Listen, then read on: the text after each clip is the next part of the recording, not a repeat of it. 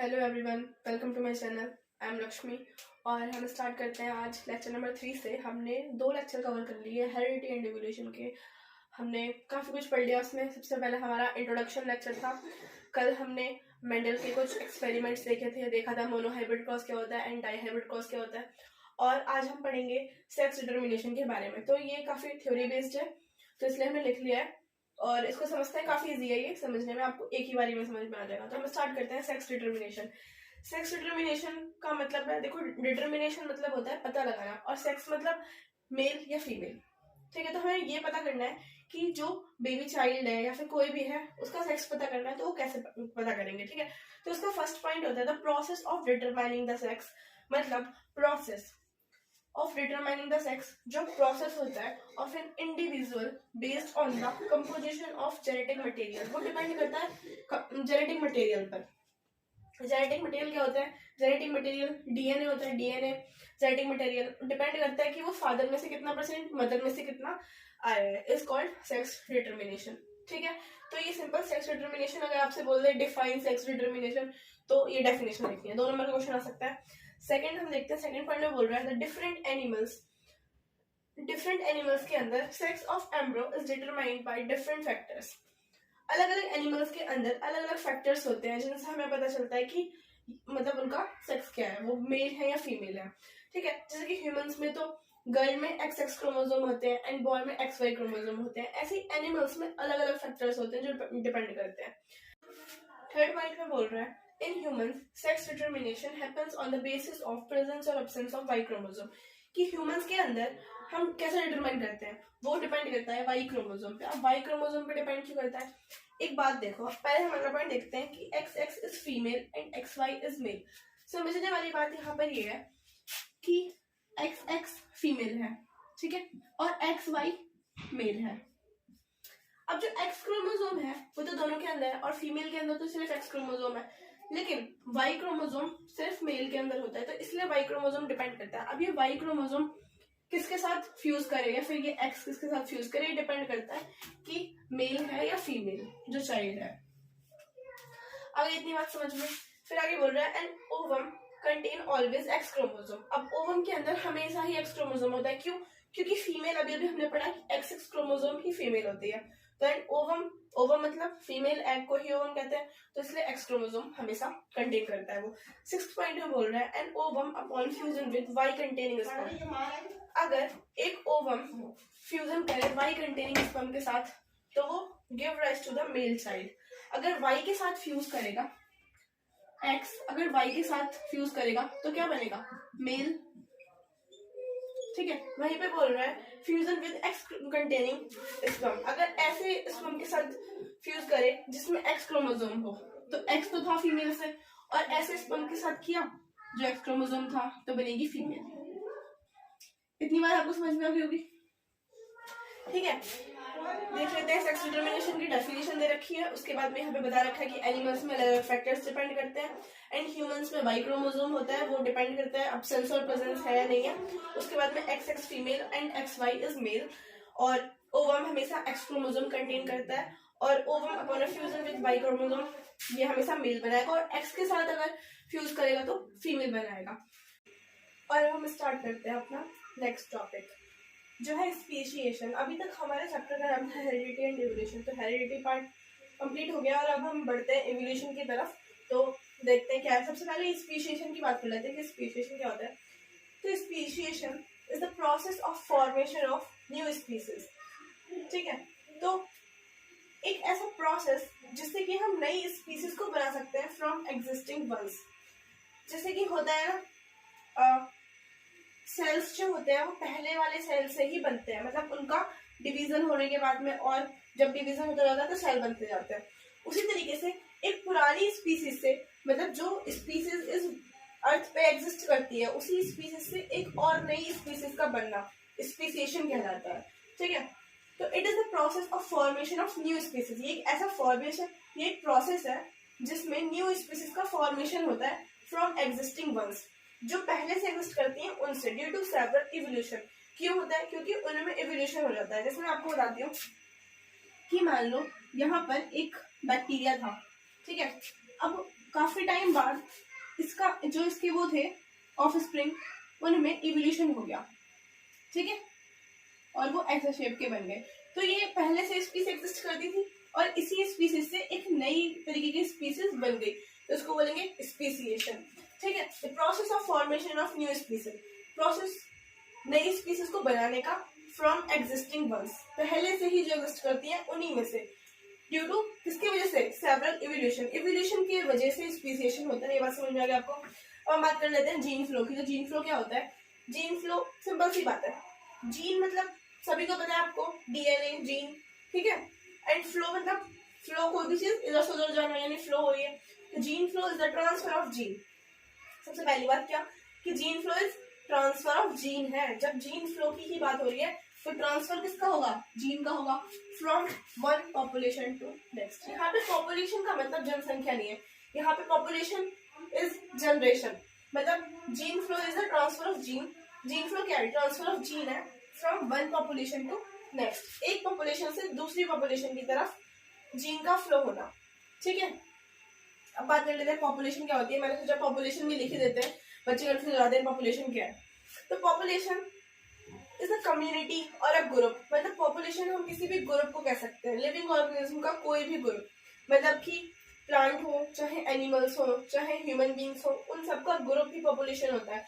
ऐसा नहीं कह सकते कि चेयर्स का ग्रुप है तो ये पॉपुलेशन है, लिविंग ऑर्गेनिज्म को ही सिर्फ बोलेंगे। तो पॉपुलेशन इज अ कम्युनिटी और ग्रुप ऑफ एनिमल्स, प्लांट्स और एनी अदर लिविंग ऑर्गेनिज्म, कोई भी लिविंग ऑर्गेनिज्म, बैक्टीरिया होगा उसकी भी पॉपुलेशन, दैट कैन रिप्रोड्यूस, जो कि रिप्रोड्यूस कर सकते हैं एक दूसरे के साथ, they can reproduce with each other, और जो उनके ऑफस्प्रिंग होंगे वो भी फर्टाइल होने चाहिए, ठीक है। They can reproduce with each other and produce fertile and viable offspring, मतलब जो उनके ऑफस्प्रिंग हो वो भी फर्टाइल एंड वायबल हो, ठीक है। तो ये कुछ 3 डेफिनेशंस थी, वो हमने देख ली है। स्टार्ट करते हैं चार्ल्स डार्विन के बारे में। तो चार्ल्स डार्विन कौन है, क्या है, ये सब पता करना पड़ेगा सबसे पहले हमें। तो चार्ल्स डार्विन एक साइंटिस्ट का नाम है, ठीक है, साइंटिस्ट है और फादर ऑफ इवोल्यूशन भी है, ठीक है, फादर ऑफ इवोल्यूशन। अब इसी से रिलेटेड मैं आपसे एक क्वेश्चन पूछती हूँ जो मैंने आपको कल बताया था। फादर ऑफ इवोल्यूशन तो चार्ल्स डार्विन है, लेकिन यहाँ पर मैं लिख देती हूँ क्वेश्चन, ये आपका होमवर्क क्वेश्चन है, आपको करना है, मुझे बताना है कमेंट में, ठीक है। तो father of genetics,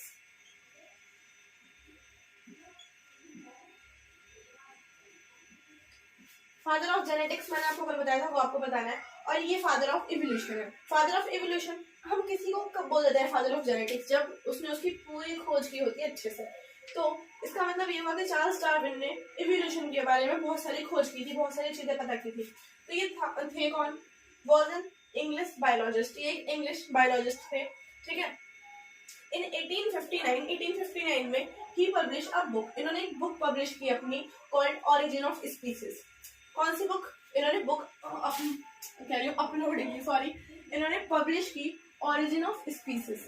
origin of species नाम से इन्होंने एक बुक पब्लिश की थी, in which he put the theory of evolution, जिसमें कि इन्होंने अपनी पूरी थ्योरी बताई कि इवोल्यूशन कैसे कैसे हुआ, अर्थ पे क्या क्या चीजें हुई, पूरा डिटेल में उन्होंने बताया। कौन सी बुक में? ओरिजिन ऑफ स्पीसीज बुक में, ठीक है। अब evolution is a tangible change, tangible मतलब रियल चेंज, ठीक है।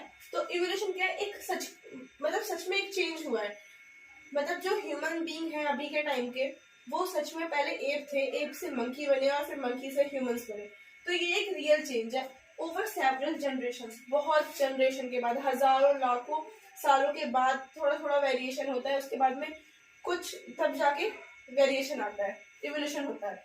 This change can give rise to a new species, और ये जो चेंज होते हैं ये give rise to the new species, ये एक नई स्पीसीज को जन्म देते हैं, ठीक है। तो ये हमें बोल रहा है this change can give rise to new species और स्पीसीज माइट चेंज देमसेल्फ, या फिर क्या होता है कि स्पीसीज अपने आप को चेंज कर देती है, ठीक है। टू बिकम बेटर अडेप्टेड, इसलिए चेंज किस लिए करती है? To become better adapted to the surrounding environment. अब इसका एक बहुत ही अच्छा सा आपको एग्जांपल देती हूँ मैं। अभी कोरोना वायरस आया था, अभी भी चल रहा है कोरोना वायरस। तो हुआ क्या, जो लोग, जिन लोगों की इम्यूनिटी अच्छी थी वो लोग जिंदा रह गए, और जिनकी इम्यूनिटी अच्छी नहीं थी, जो कमजोर थे पहले से ही, उनके साथ क्या हुआ? वो जिंदा नहीं बचे, क्यों? क्योंकि वो बेटर अडेप्टेड नहीं थे हमारे इन्वायरमेंट में। ऐसा ही होता है कुछ बैक्टीरिया के साथ। मान लो कि ये बैक्टीरिया है, ठीक है, तो ऐसा क्यों बनाया? क्योंकि ऐसा ही दिखता है बैक्टीरिया, ठीक है। तो ये एक बैक्टीरिया है, हुआ क्या, इसके ऑफ स्प्रिंग्स थे बैक्टीरिया बहुत सारे, जिनमें से जो 2 थे वो तो बेटर अडेप्टेड थे, कुछ अलग था, उनमें इवोल्यूशन हुआ था, लेकिन बाकी के जो 3 थे वो सेम थे इसी के जैसे। समझ के बात? बाकी के 3 कैसे थे? सेम थे। तो जब एकदम से टेम्परेचर इंक्रीज हुआ, हमारी अर्थ में बहुत ज्यादा टेम्परेचर इंक्रीज हुआ, तो ये तीनों जो बैक्टीरिया थे ये मर गए, ठीक है, उनकी डेथ हो गई। लेकिन जो एक बचा था ये वाला बच गया, क्योंकि ये नेचर में बेटर अडेप्टेड था। अब हमें बोल रहा है these change can give rise to new species, या तो नई स्पीसीज बन जाती हैं, या फिर जो पुरानी स्पीसीज होती हैं उनमें कुछ चेंजेस आ जाते हैं, वो अपने आप को कुछ चेंज कर लेती हैं। क्यों करती हैं? ताकि वो बेटर अडेप्टेड हो जाए इन्वायरमेंट में, अपनी सराउंडिंग में अच्छे से जी पाए। अगर कोई चेंजेस भी आए तो हमारी इम्यूनिटी इतनी अच्छी हो कि हम कोरोना वायरस वगैरह। अब हम पढ़ लेते हैं ओरिजिन ऑफ लाइफ, ठीक है। तो ओरिजिन ऑफ लाइफ मतलब लाइफ कहाँ से आई, कैसे आई, ये सारी चीजें पढ़ेंगे। और ये किसने बताया था? ये बताया था हार्डेन थ्योरी। हार्डेन कौन है? अब हार्डेन है साइंटिस्ट। कभी भी अजीब गरीब से नाम आ जाए ना तो वो साइंटिस्ट होते हैं, विदेश के साइंटिस्ट। अभी मान लो हमारे देश का साइंटिस्ट होता तो क्या नाम होता? हरिओम्स एक्सपेरिमेंट, मतलब कुछ ऐसा होता, ठीक है। पर ये विदेश के हार्डेन, क्यूरे, मिलर्स और ये सारी चीजें, ठीक है। तो कभी भी अजीब सा देखे, साइंटिस्ट है वो। तो Haldane theory was given by Haldane, और Haldane was a British scientist. ये ब्रिटिश का एक साइंटिस्ट था who theorized that life originated from organic and lifeless matter।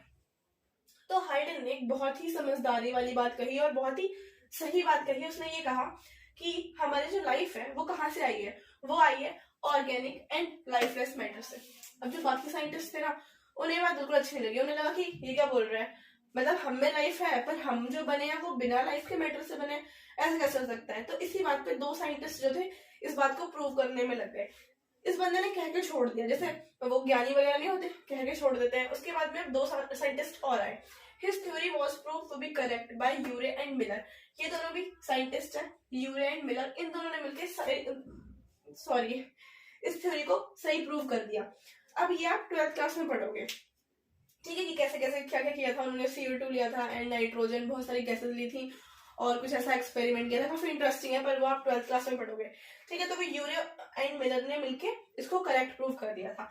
It was called the theory of abiogenesis. अब abiogenesis नाम आपको याद रखना है, क्योंकि हो सकता है कि आपके एग्जाम में बोल दे define the theory of abiogenesis, तो आप कंफ्यूज हो जाओगे ये कौन सी थ्योरी थी, ठीक है। क्योंकि origin of life and origin of species ये 2 चीजें हैं, तो कंफ्यूज मत होना कि ओरिजिन ऑफ लाइफ वाले में है अबायोजेनेसिस, और वो क्या है कि life originated from organic and lifeless matters. ये है अबायोजेनेसिस थ्योरी, जिसको प्रूव किया था यूरे एंड मिलर ने, और जिसको बताया था, सिर्फ बता के छोड़ दिया था हार्डेन ने।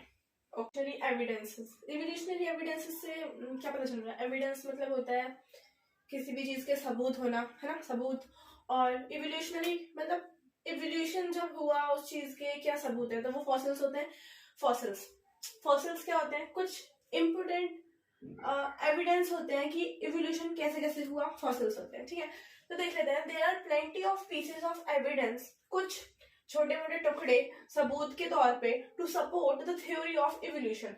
मतलब इवोल्यूशन की थ्योरी को सपोर्ट करते हैं क्या? फॉसिल्स की वजह से ही इवोल्यूशन की थ्योरी जो थी वो सही प्रूव हुई। क्योंकि आजकल के टाइम में, आजकल क्या कभी भी कोई मानने को तैयार ही नहीं कि पहले एप थे, फिर मंकी हुए, फिर ह्यूमंस हुए, कोई नहीं मानता, ठीक है। लेकिन इन कुछ प्लेंटी ऑफ पीसेस एविडेंस की वजह से हमें पता चला कि हाँ भाई इवोल्यूशन भी हुआ था। सेकेंड पॉइंट है, fossils happen to be bigger of them, and fossils उनमें से एक बहुत बड़ा रीजन है इवोल्यूशन का पता चलने के पीछे, ठीक है। And fossils are the preserved remains of ancient animal और plant died millions of year ago. अब बोल रहे फॉसिल्स होते क्या है? फॉसिल्स वो होते हैं जो कि मिलियंस ऑफ ईयर पहले मर के मिट्टी में दब गए थे, ठीक है, वही फॉसिल्स होते हैं। And fossils help us to understand the anatomy and even physiology. अब बोल रहे हैं कि जो फॉसिल्स होते हैं उनका यूज क्या है? Fossils help us to understand, समझने में मदद करते हैं क्या? एनाटॉमी मतलब इंटरनली स्ट्रक्चर कैसा है किसी भी ऑर्गेनिज्म का, ये समझने में हेल्प करते हैं। एंड इवन फिजियोलॉजिकली, फिजियोलॉजिकली भी कि बाहर से उसका स्ट्रक्चर कैसा था, और internally anatomy of these organism, and understand how evolution work, और ये भी पता करते हैं कि इवोल्यूशन ने कैसे कैसे वर्क किया और ऑर्गेनिज्म पहले कैसा हुआ करता था और अभी के टाइम पे कैसा है, and led to the formation of organism that we see today. और हमें पता चलता है कि जो आज के टाइम पे हम ऑर्गेनिज्म देख रहे हैं, क्या वही ऑर्गेनिज्म पहले वैसा ही दिखता था या उसमें क्या क्या इवोल्यूशन हुए। जैसे कि हम 12th क्लास में पढ़ते हैं कि जो हॉर्स है, नॉर्मल हॉर्स जो होता है, ये क्या बना दिया मैंने, हॉर्स जो होता है वो पहले एक स्ट्रीट डॉग की तरह होता था, पर आज के टाइम पे डॉग काफी ऊंचे ऊंचे लंबे लंबे होते हैं, तो उसमें भी इवोल्यूशन हुआ है वो, और वो भी रियल इवोल्यूशन है। ठीक है, तो अगर बायो में इंटरेस्टेड, 12th में बायो लेने वाले हो तो फिर आप ये सारी चीजें पढ़ोगे, काफी इंटरेस्टिंग है। और आज का लेक्चर थोड़ा सा ऐसे ही रहा क्योंकि पीछे से काफी आवाजें आई, घर वालों ने भी काफी परेशान किया, काफी आवाजें आई है, तो उसके लिए मुझे माफ करना। और आज का लेक्चर हम यहीं पे खत्म करते हैं, कल हम स्टार्ट करेंगे, अब फॉसिल्स के बारे में ही पढ़ेंगे और कल हमारा ये चैप्टर खत्म हो जाएगा। तो अगर वीडियो अच्छी लगी हो तो कमेंट करना, और मैंने आपसे एक क्वेश्चन भी पूछा था कि फादर ऑफ जेनेटिक्स, तो वो कमेंट में आपको बताना है, और कमेंट कर दिया करो यार थोड़े बहुत, मतलब अगर मतलब व्यूज अगर 40 हैं तो कमेंट सिर्फ 2 होते हैं, मतलब कमेंट में भी कुछ नहीं होता थोड़े बहुत कमेंट कर दिया करो, ठीक है। तो थैंक यू, बाय।